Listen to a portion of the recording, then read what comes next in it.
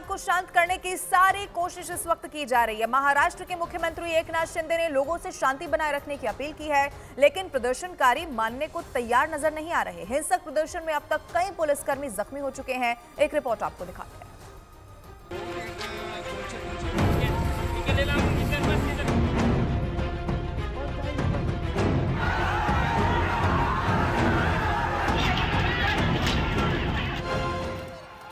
महाराष्ट्र के जालना में मराठा आरक्षण की मांग कर रहे प्रदर्शनकारियों पर पुलिस के लाठीचार्ज के बाद लोगों का गुस्सा भड़क गया है।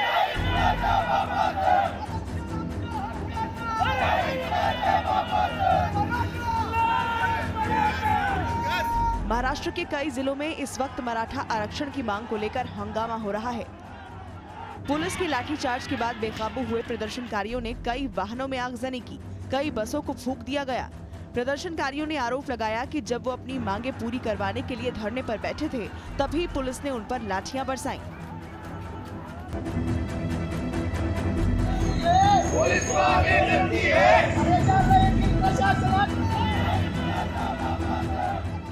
मराठा आरक्षण की मांग कर रहे प्रदर्शनकारियों ने लाठीचार्ज के बाद सिर्फ सड़क किनारे खड़ी गाड़ियों को ही नहीं, बल्कि जालना बस स्टॉप पर खड़ी 6 बसों को भी फूंक दिया।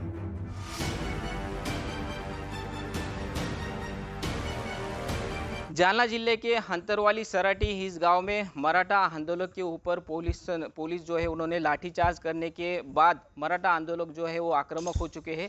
जालना जिले में इस तरह के बस जो है वो आंदोलकों ने जला दिए हैं। मैं अभी शाहगढ़ इस बस स्थानक पे मौजूद हूँ और इस बस स्थानक पे अपन देख सकते हो कि पूरे 5 से लेकर 6 बस जो है यहाँ पे जला दी है।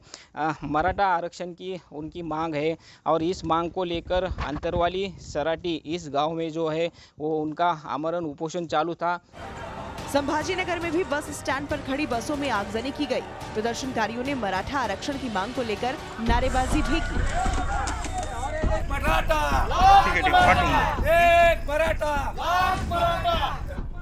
महाराष्ट्र के लातूर में भी हंगामा देखने को मिला। लातूर में प्रदर्शनकारियों ने टायर जलाकर हाईवे को जाम करने की कोशिश की। इस दौरान जमकर नारेबाजी भी की गई।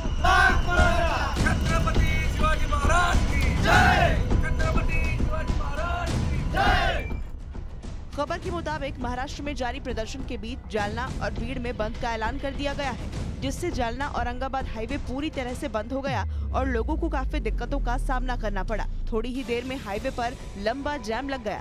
महाराष्ट्र में जारी प्रदर्शन को लेकर अब राजनीति भी शुरू हो गई है।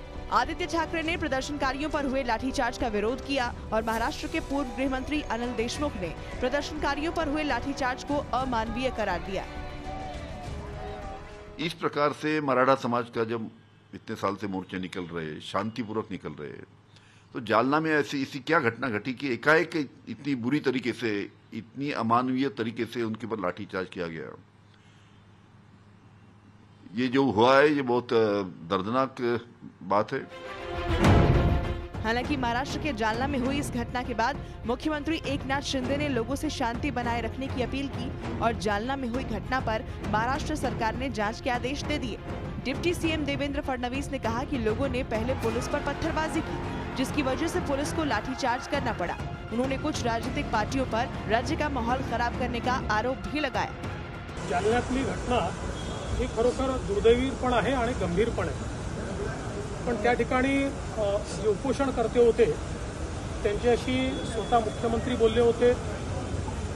विविध प्रकारे त्यांच्याशी आमचा संवाद सुरू होता आणि त्यांनी उपोषण परत घ्यावं, कारण मराठा आरक्षणाच्या प्रश्नावर सरकार गंभीरतेने काम करते आहे। पण हा न्यायालयाशी संबंधित, सर्वोच्च न्यायालयाच्या निकालाशी संबंधित विषय आहे, त्यामुळे हा काही एका दिवसात सुटणार नाही। तो सोडवण्याकरता वेगवेगळे प्रयत्न हे चाललेले आहेत आणि ते सिरियस प्रयत्न चालले आहेत।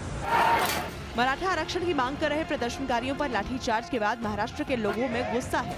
शहर शहर प्रदर्शन हो रहे हैं। हालात पर काबू करने के लिए अतिरिक्त पुलिस बल को तैनात किया गया है। जालना में फिलहाल बाजार बंद है। पूरे बाजार में सन्नाटा पसरा हुआ है। सरकार भी लोगों से शांति बनाए रखने की अपील कर रही है।